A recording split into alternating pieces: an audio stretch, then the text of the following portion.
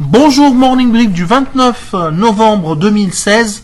Au programme de la journée, commentaire de la séance d'hier, séance plutôt modeste, et précision sur l'investissement à réaliser par le groupe Belkhireya. Une information concernant l'émission de l'État tunisien d'un emprunt d'un eurobond.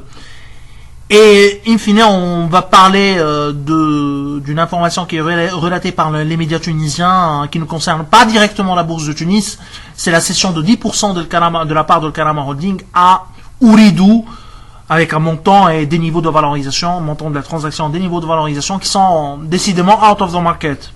Alors, je cède la parole à Rada Jandoubi pour commenter le marché. Bonjour tout le monde, donc le Thune Index a terminé sur une légère note positive de 0,05% après avoir fait le yo-yo durant une séance peu animée. Donc le volume des échanges n'a pas dépassé le seuil des 2,7 millions de dinars, dont près de 1 million de dinars sur le seul titre Carthage Cement.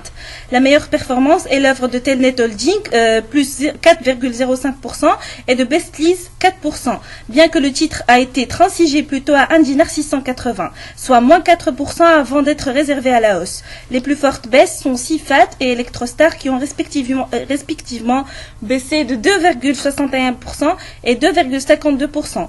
Pour ce qui est investissement dans les gouvernorats internes, les détails commencent à apparaître. Donc nous retenons que le groupe Belkhireya n'investira pas via la SOPAT, mais plutôt via la Rose Blanche. L'investissement serait de 22 millions de dinars dans le secteur des semences et l'enrichissement des semences tunisiennes complètement automatisées dans la région de Boussel. Alors, je prends la parole juste pour commenter que la sortie internationale sur le marché de la dette internationale de la Tunisie est confirmée. Ça sera au mois de janvier prochain. Alors, vu les CDS actuellement, on est à 500 points de base. La Tunisie est le pays le plus risqué de l'Afrique du Nord.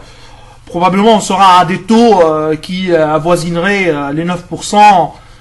Et vu la dégradation récente des perspectives de la notation souveraine de la part de Moody's, la dette sera à un taux d'intérêt élevé.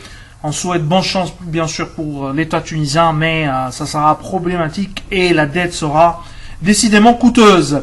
Alors autre point également concernant Ooredoo, la cession de 10% d'Ooredoo Tunisie de la part de Karama Holding à Ooredoo, la maison mère au Qatar.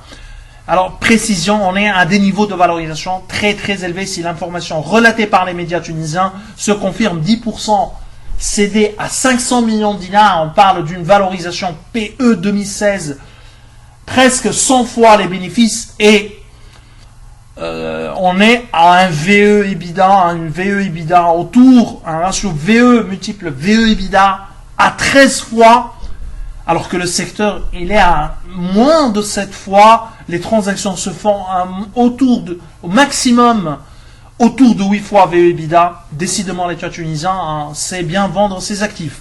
Je ne sais pas quel est l'argument. Est-ce qu'il y a un argument politique dans la question? Mais ce qui est sûr, c'est que l'État tunisien, si l'information se confirme, a su vendre ces 10% qui restent de Ooredoo Tunisie. Alors je vous souhaite bonne journée et au revoir, à demain.